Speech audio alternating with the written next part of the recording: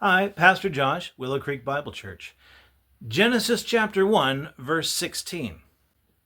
Then God made two great lights, the greater light to rule the day and the lesser light to rule the night. He made the stars also. Think about that for a moment. God creates the sun and the moon and the stars also. How many stars are there? The ones we've counted so far is more than 13 trillion stars in the universe. See, because when we look out at the night sky and we see a star, sometimes that star is actually a galaxy filled with stars. And sometimes the stars we see are just within our own galaxy.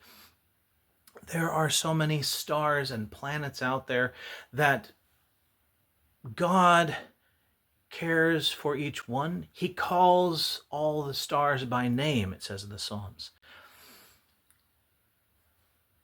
God, the infinite, knows every single piece of his creation intimately. And so when he creates the stars also, it's not just saying, oh yeah, here's some stars. Because what does he use them for? He uses them for times and for seasons and for day and year. They are a clock in the heavens to declare his glory. The heavens declare the glory of God, and the firmament shows his handiwork. Day unto day utters speech, and night unto night reveals knowledge. Psalm chapter 19. What does this mean for us? When we look at the stars, they're secondary. He started with the earth. Then he creates the sun and the moon.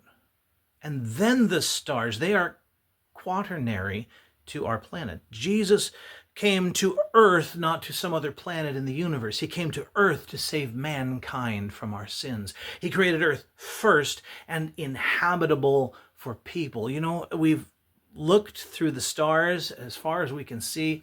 There are no habitable planets for people. Nothing comes close to earth. Nothing is close to earth. It would take us centuries to reach them at the speed of light. Here's the point I'm trying to make. He made the stars also. They show his greatness and his glory, but he placed them in such a way that we can see them and we can know something about God, that he has a plan that is so much grander than you and I can even imagine. It encompasses the entire universe, and he has it moving in such a way that at certain times throughout history, something lines up and gives us a picture, a portrait, a sign in the heavens.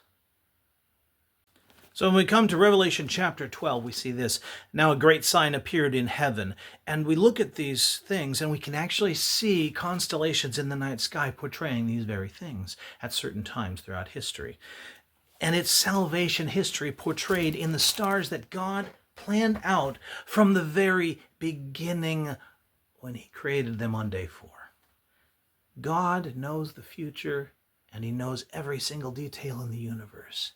Therefore, we can trust him in every single detail of our lives.